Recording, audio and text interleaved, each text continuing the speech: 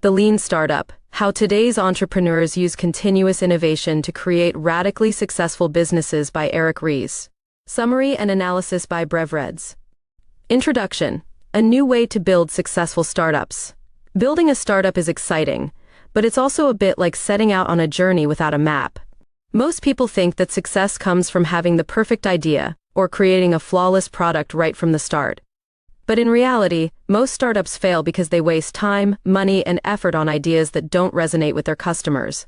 The Lean Startup offers a different approach, a way to build businesses that focus on learning quickly and adapting to what customers actually want.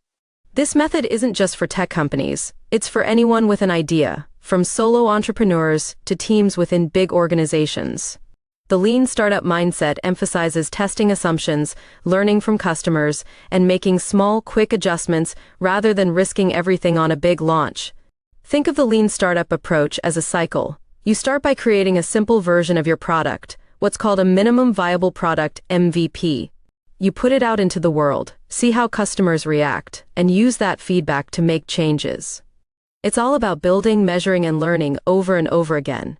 Instead of taking months or years to develop the perfect product, you'll be constantly improving and adapting based on what you learn. This book is filled with stories of real startups that have embraced this method to find success, sometimes after many failures and pivots. From companies like Dropbox and Airbnb, which started with simple MVPs, to giant organizations like Toyota, which use lean principles to improve their processes, these examples show how powerful this method can be. What makes the Lean Startup approach special is that it shifts the focus from just creating products to creating learning. It's about asking the right questions. Are we building something people actually want? Are we moving closer to our goals? How do we adjust our strategy based on what we learn? By following these principles, you'll be able to reduce waste, increase your chances of success, and most importantly, learn quickly. This book is for anyone who's tired of building things that nobody uses. It's for those who want to make better decisions, respond to real feedback, and create products that people actually love. Whether you're an entrepreneur with a big idea or an intrapreneur trying to innovate within a larger company, the Lean Startup method can help you turn uncertainty into progress. Let's get started on a journey to build smarter, faster, and more resilient businesses. Through the chapters that follow, you'll find practical guidance, inspiring stories, and actionable steps to help you transform the way you approach building a startup. Get ready to challenge old assumptions, learn from real customers, and discover how to create something that truly matters. Chapter 1: The Lean Startup Mindset: Starting Small and Learning Fast. Imagine this: you have a big, bold idea for a new product. It's something you're sure people are going to love. Maybe it's an app that connects people in a new way, or a gadget that will make daily life easier. You can almost see it: customers lining up, reviews raving about how your product has changed their lives, and a growing team working alongside you to build something amazing. But what if you've got it all wrong? What if people don't actually want what you're making? This is where the Lean Startup approach changes everything. It's about starting small, thinking big, and using real-world feedback to shape your idea. The goal is to learn fast and adapt before investing too much time or money. It's a way of turning uncertainty into progress. Let's dig into a key story: IMVU, a company co-founded by Ries, where the journey of building a product was full of unexpected lessons. This story is about much more than just a startup. It's about learning to accept what the market wants, even if it means letting go of your original vision. IMVU's roller coaster journey. In the early 2000s, Ries and his team at IMVU thought they had a breakthrough idea. They wanted to create a social networking platform that allowed people to interact through 3D avatars. Back then, social networking was still a new concept. Sites like MySpace were popular, but the IMVU team believed they could take things to a whole new level. They imagined a world where people could escape their everyday identities and become anyone they wanted, a fantasy version of themselves, inside a virtual world. They worked tirelessly, coding late into the night, designing features, and creating intricate 3D environments. Their vision was ambitious: a place where you could chat, play games, and interact in a rich digital space. Months of development. For 6 months, they labored over every detail.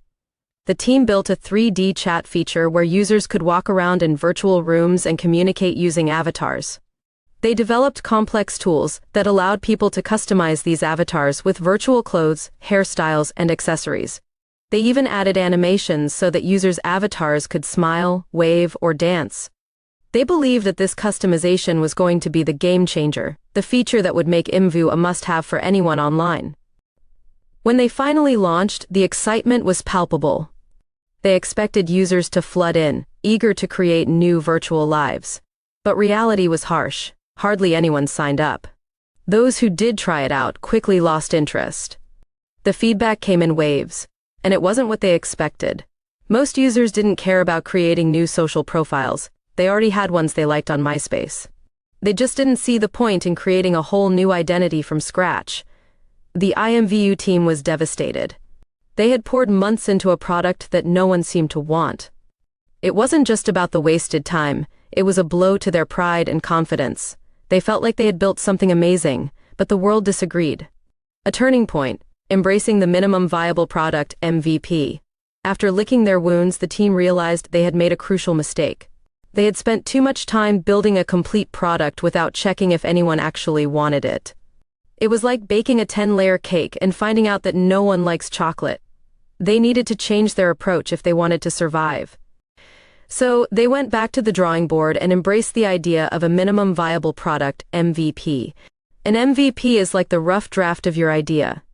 It's the simplest version of a product that you can create to see if people are interested. Instead of adding every feature under the sun, you strip it down to just the basics. IMVU's new MVP was a simple chat app where users could create an avatar and talk to friends. Nothing fancy, no complex customization. They put this bare-bones version out into the world and started asking for feedback right away. Suddenly, something magical happened.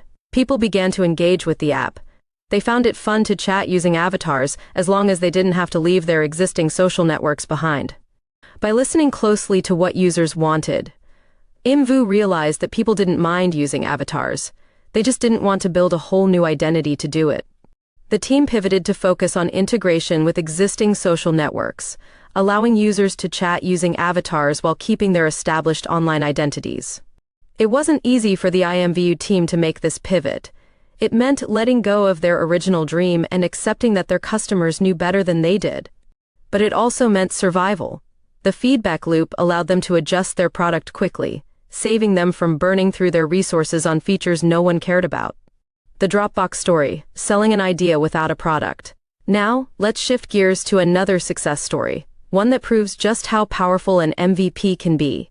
When Drew Houston came up with the idea for Dropbox, he was frustrated. At the time, moving files between computers was a pain. USB drives were the norm, and people were constantly losing their data, or struggling with different versions of files. He thought, why isn't there a simple way to store files online? But Drew knew that building the technology to make Dropbox work would be difficult and time-consuming. It would involve creating a seamless syncing system and a user-friendly interface, no small feat for a startup with limited resources. And there was another problem. Most investors didn't understand why people would want to store files in the cloud. Instead of diving straight into development, Drew decided to take a different route. He made a video, a simple 3-minute walkthrough that demonstrated how Dropbox would work. The video showed how you could drag a file into a folder on your desktop, and it would magically appear on another computer. It looked so simple, so easy. A viral hit. Drew shared the video on a few tech forums, and it quickly caught fire. People who had never heard of Dropbox suddenly understood the problem it was solving. They watched the demo and thought, hey, I need that. The Dropbox website went from a trickle of visitors to thousands overnight. But here's the kicker. Dropbox didn't even exist yet. All Drew had was a video and a sign-up form asking people to leave their email if they wanted to be notified when the product launched. Within a week, Dropbox had over 70,000 email sign-ups, proof that there was demand for their product before they wrote a single line of code. Drew used this momentum to convince investors, showing them that real people wanted this solution. And when they finally built Dropbox, they already had an eager audience waiting to use it. This story of Dropbox is a textbook example of the lean startup approach.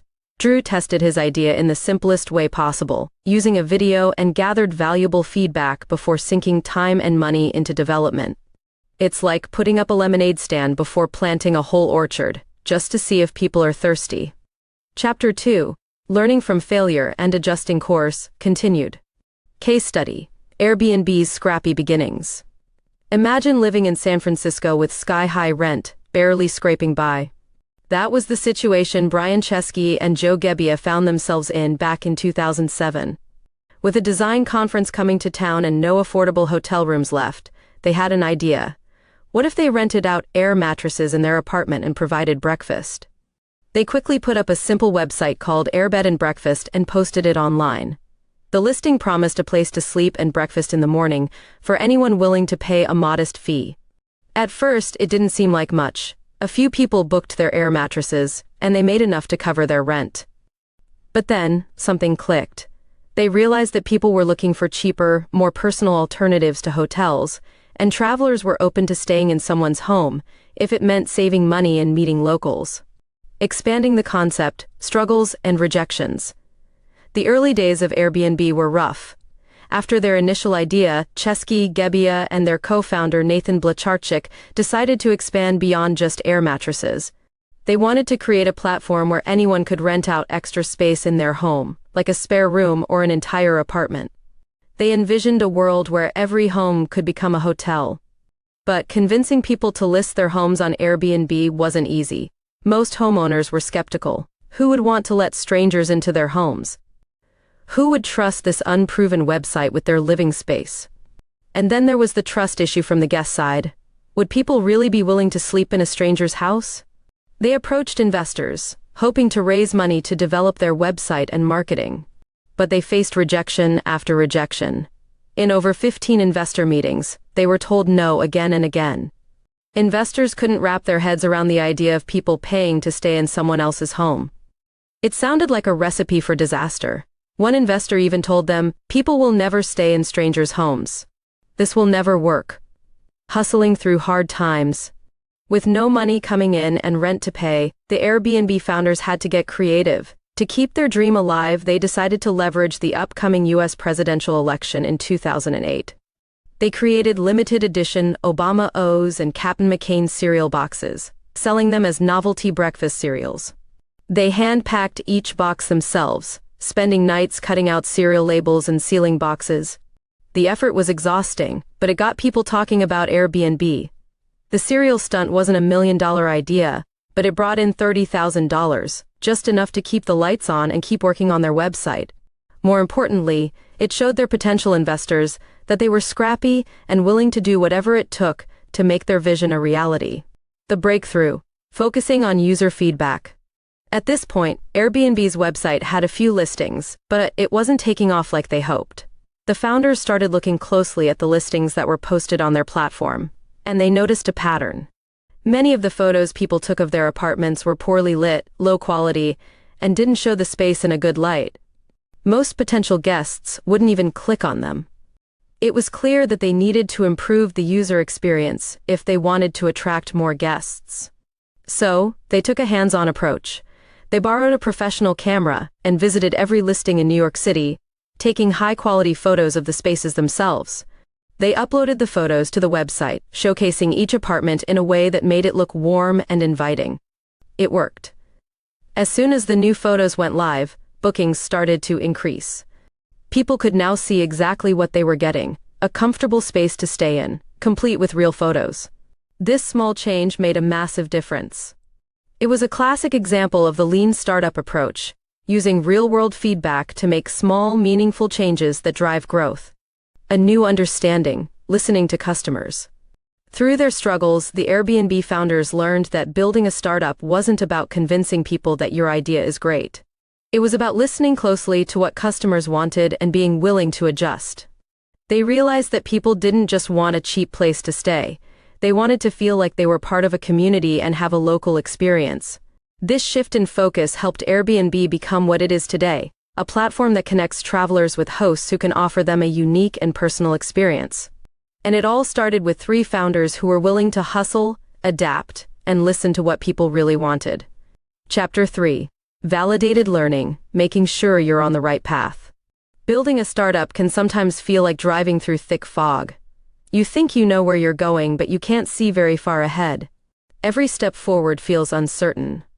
Validated learning is like turning on your high beams, giving you a clearer view of what lies ahead by using real customer feedback to guide your next steps. This concept is about learning what customers truly want before making big investments. It's about testing your assumptions quickly and cheaply, so you don't waste time building something that no one needs.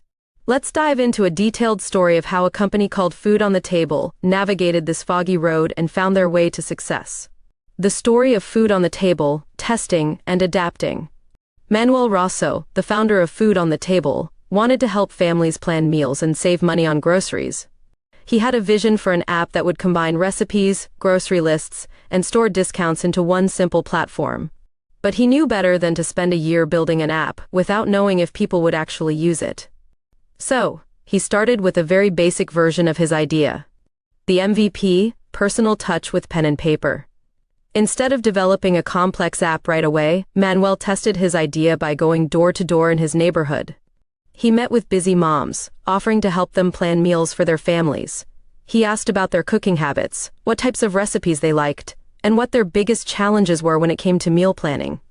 Armed with this information, he started making meal plans and grocery lists tailored to each family's preferences.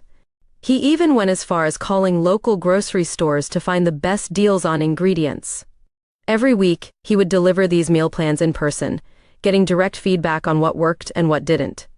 This hands-on, low-tech approach allowed Manuel to test his assumptions in real time. He learned that while families appreciated saving money, what they really valued was the time saved by having a meal plan ready to go. The problem wasn't just finding deals, it was figuring out what to cook every night. Building the first version. After months of delivering meal plans manually, Manuel used the feedback he gathered to build a basic version of the Food on the Table app. The app allowed users to select recipes based on their dietary preferences and automatically generated a grocery list, complete with sale items from nearby stores. It wasn't perfect, but it addressed the core need he had discovered, saving time in meal planning. The app launched, and while it didn't take off overnight, it slowly began to attract users. Manuel kept talking to his customers, constantly tweaking the app based on their feedback. He learned that families wanted more options for dietary restrictions, so he added gluten-free and vegetarian recipes. He found out that users preferred simple recipes with fewer ingredients, so he focused on those. The long road to success. It took years of iteration and learning to make Food on the Table a sustainable business. Manuel didn't become a millionaire overnight, but he built something that real people valued.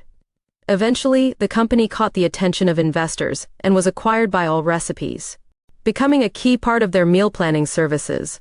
Manuel's journey is a testament to the power of validated learning. By starting small and adapting quickly, he was able to navigate the fog of uncertainty and build something that truly met a need. It's a reminder that even a great idea needs a lot of real-world testing before it can succeed. The tale of Toyota's lean manufacturing. Validated learning isn't just for tech startups. Let's look at a classic story from the auto industry, the Toyota production system.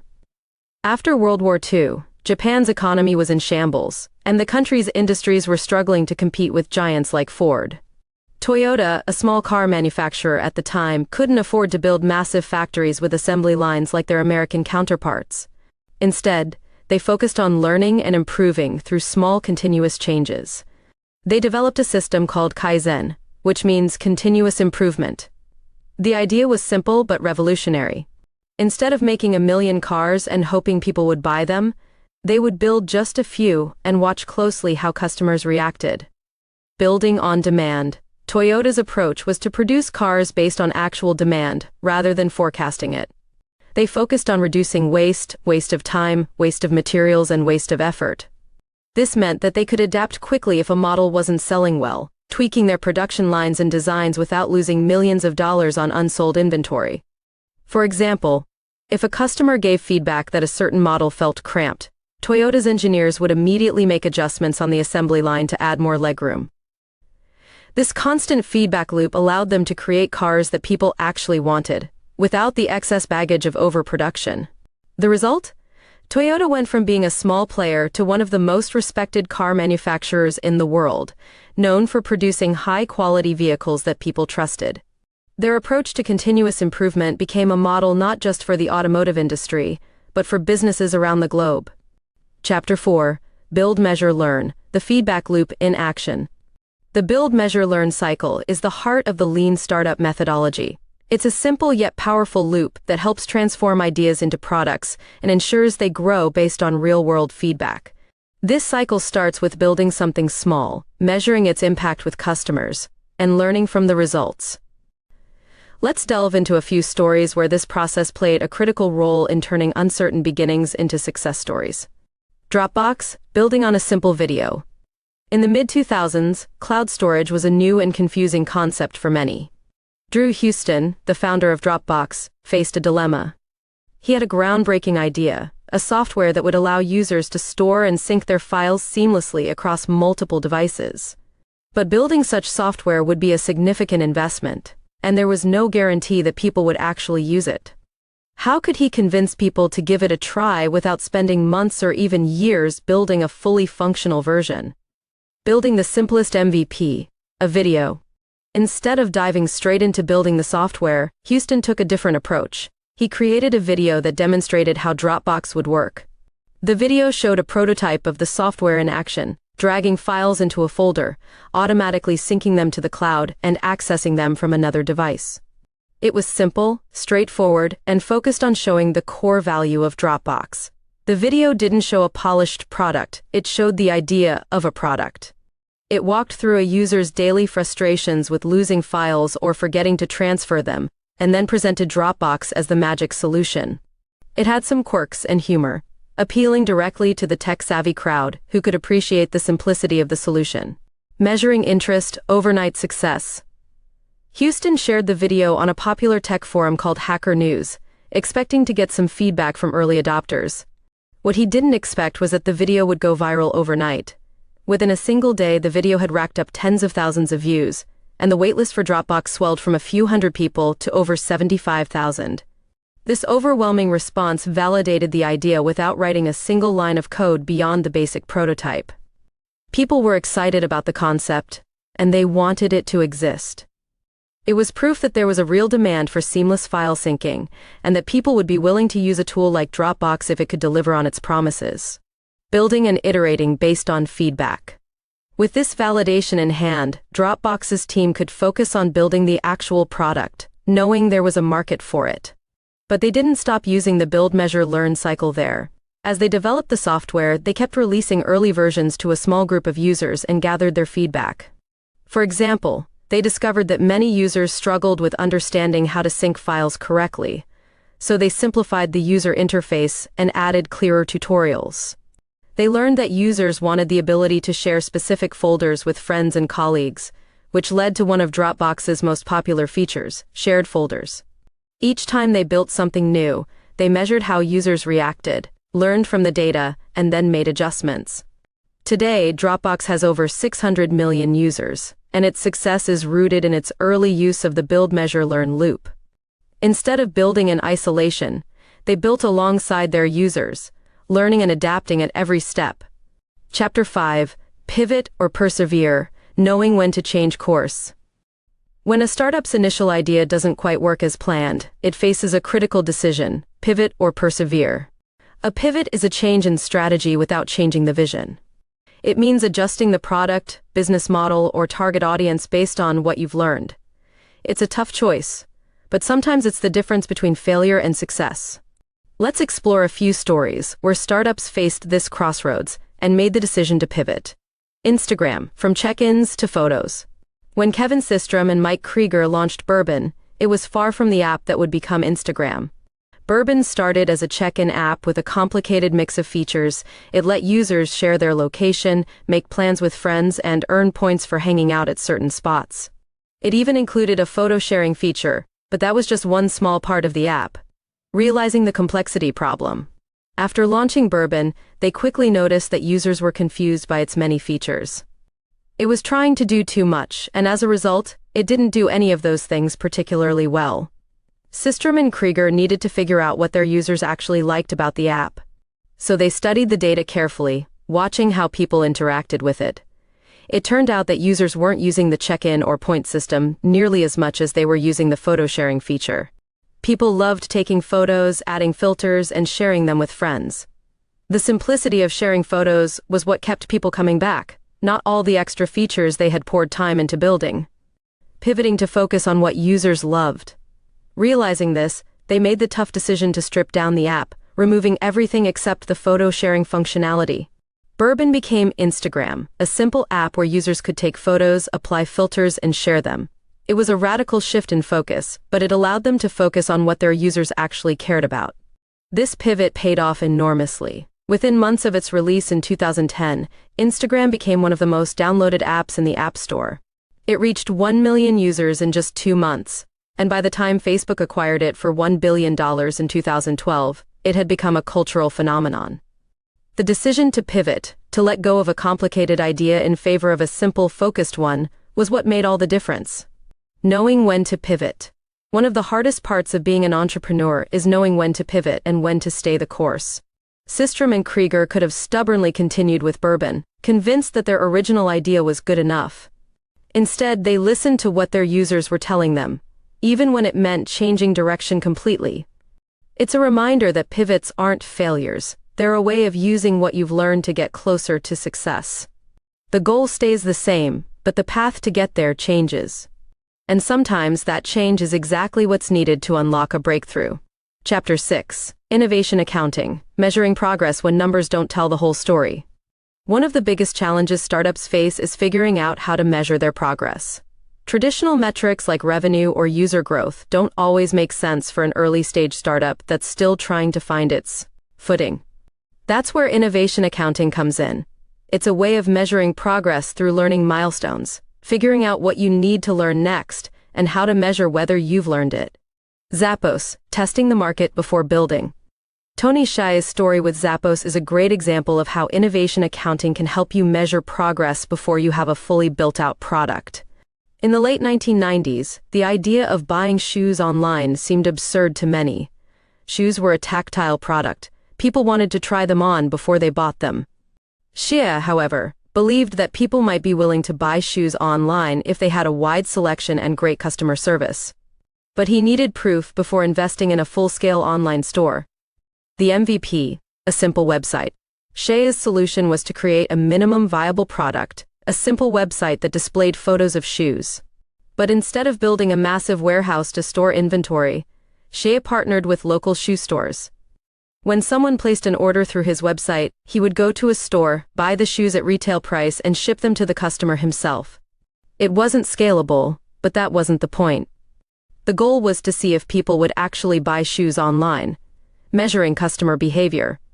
Hsieh carefully tracked the orders coming through his MVP site. Each time someone placed an order, it was a signal that his hypothesis was correct.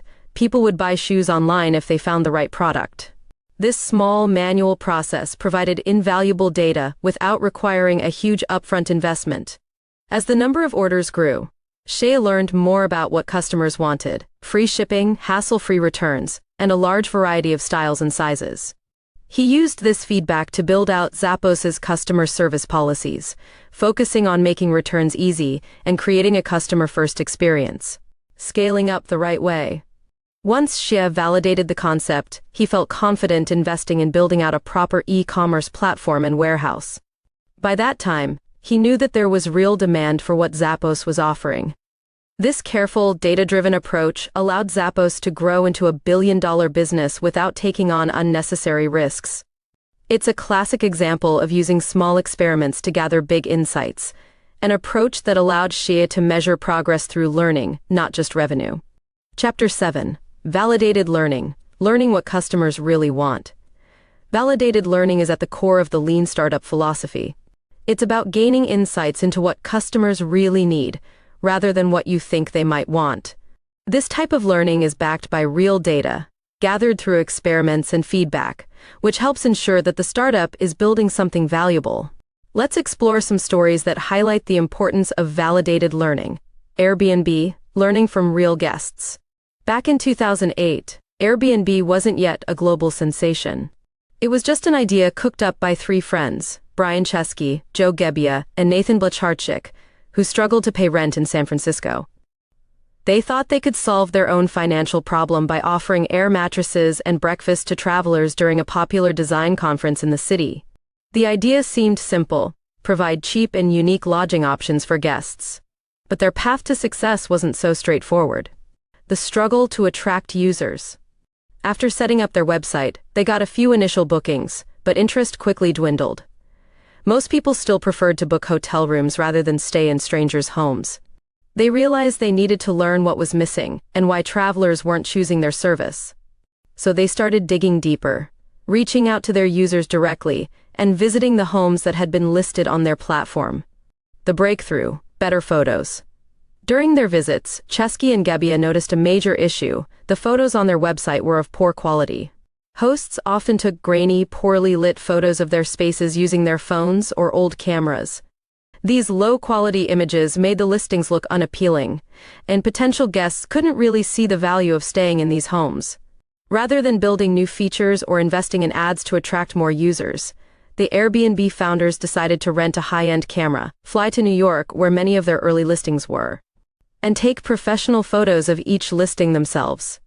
They believed that better images would help guests better understand what they'd get by choosing Airbnb. Learning that quality matters. This small effort made a huge difference. Almost immediately, bookings for those listings shot up. The high-quality photos gave potential guests a better sense of what they were paying for, which built trust and made them more comfortable choosing an Airbnb stay over a traditional hotel. Airbnb learned that while they had initially focused on offering a new lodging option, what their users actually needed was a way to see and trust the value of the listings. This insight allowed them to build features that supported hosts in presenting their spaces more attractively, like photo guidelines, and eventually offering professional photography services. Building based on feedback. After validating the importance of high-quality photos, they continued gathering feedback from both hosts and guests. This constant loop of building features, measuring the impact, and learning from the data helped Airbnb identify new opportunities, like expanding into international markets, introducing safety protocols, and offering more unique stays. The story of Airbnb highlights how startups can pivot their focus based on what they learn from their users.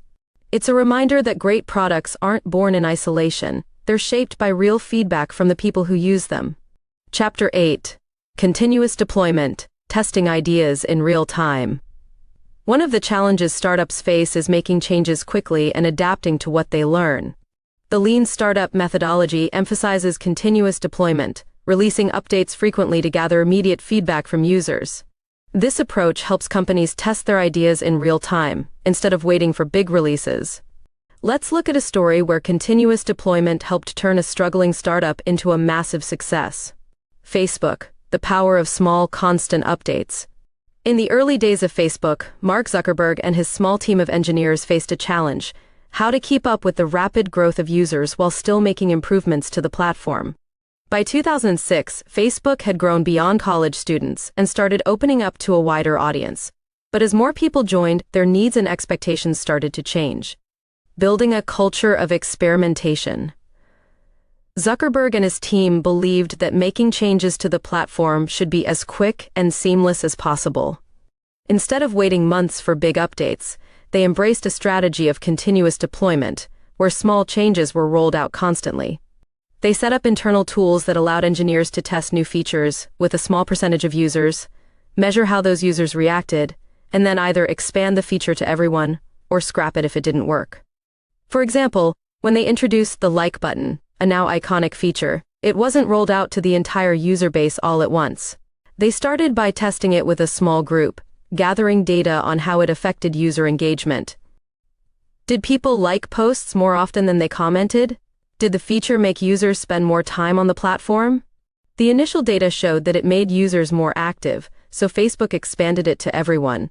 Learning through data. One of the most significant insights they gained through continuous deployment was around Newsfeed, a feature that organized posts from friends and pages in one place. When it first launched, many users were unhappy with the change, complaining that it felt too invasive. Facebook could have panicked and removed the feature. Instead, they used the data to understand user behavior. They learned that even though people initially resisted the newsfeed, it actually increased engagement over time as users became accustomed to it.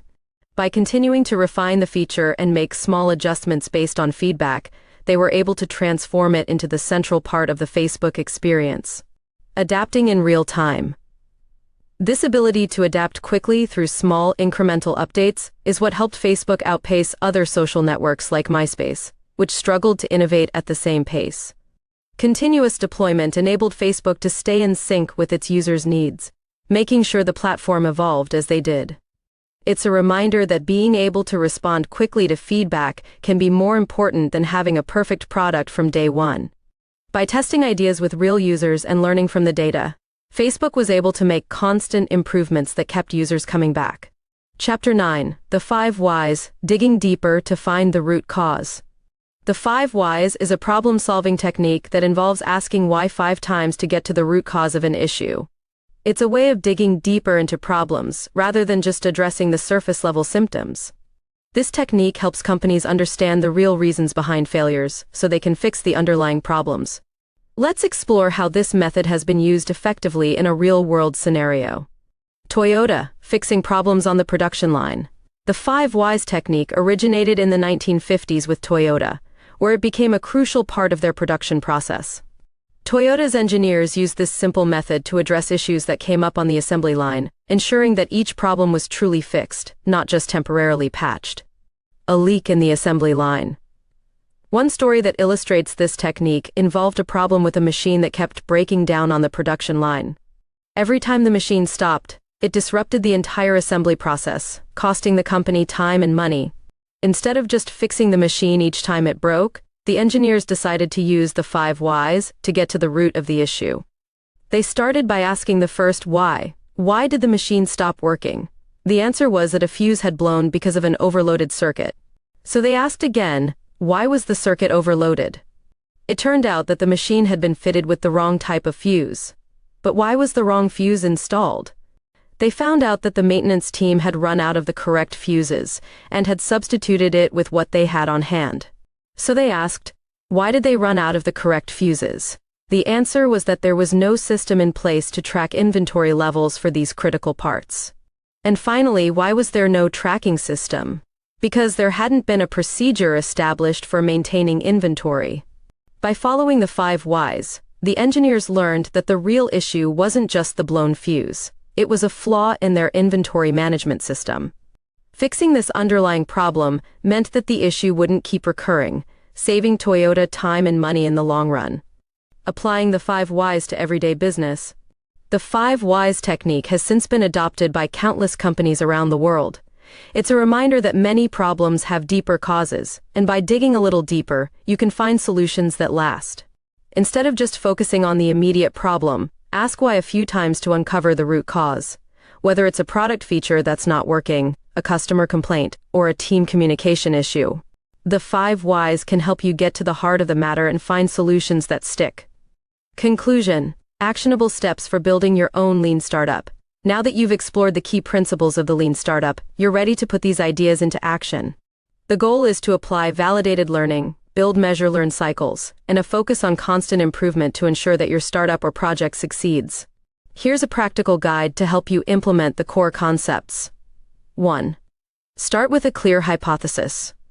Identify a problem. What pain point are you trying to solve?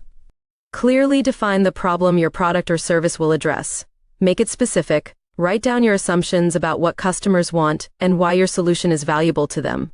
Formulate a hypothesis. Turn your assumptions into testable hypotheses. For example, customers will pay for this feature because it saves them time. 2. Build a minimum viable product, MVP. Keep it simple. Focus on the most basic version of your product that addresses the core problem. Avoid adding unnecessary features.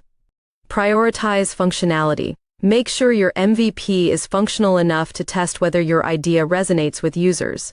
It doesn't have to be perfect, just good enough to learn from.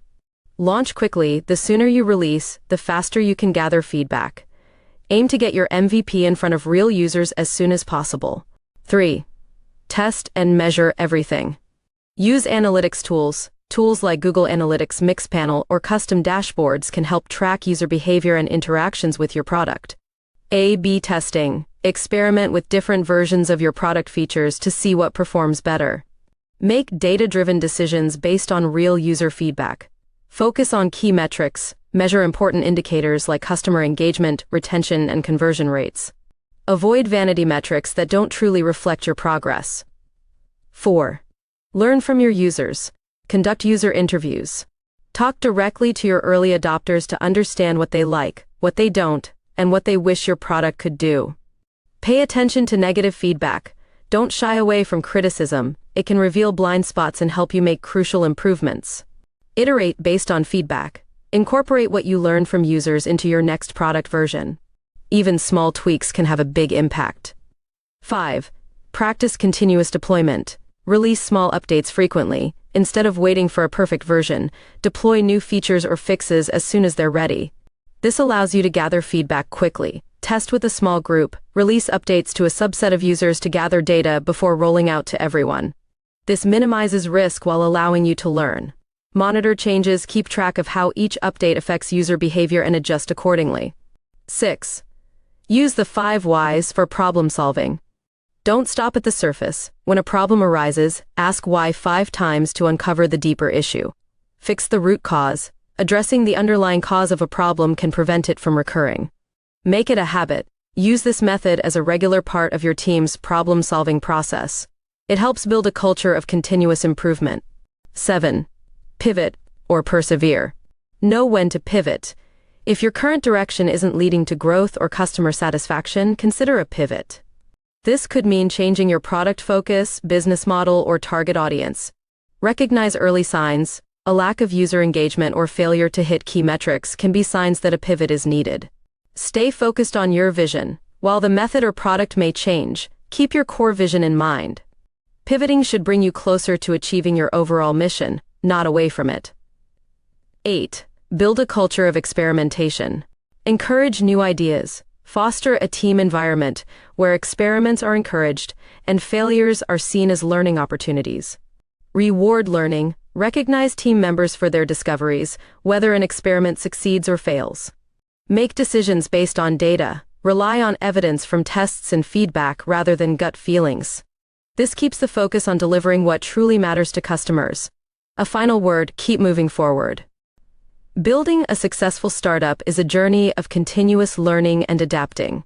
By embracing the lean startup mindset, you'll be better prepared to navigate the challenges, surprises, and opportunities that come your way. Focus on creating real value for your users, stay curious, and always be ready to learn. As you move forward, remember that every setback is an opportunity to refine your approach and get closer to building something truly impactful. Happy experimenting, and may your startup journey be filled with growth and discovery. Thank you for completing another BrevRead video. Like and subscribe to see more of our videos. If you have a particular book that you would like us to summarize, please share it in the comments section below.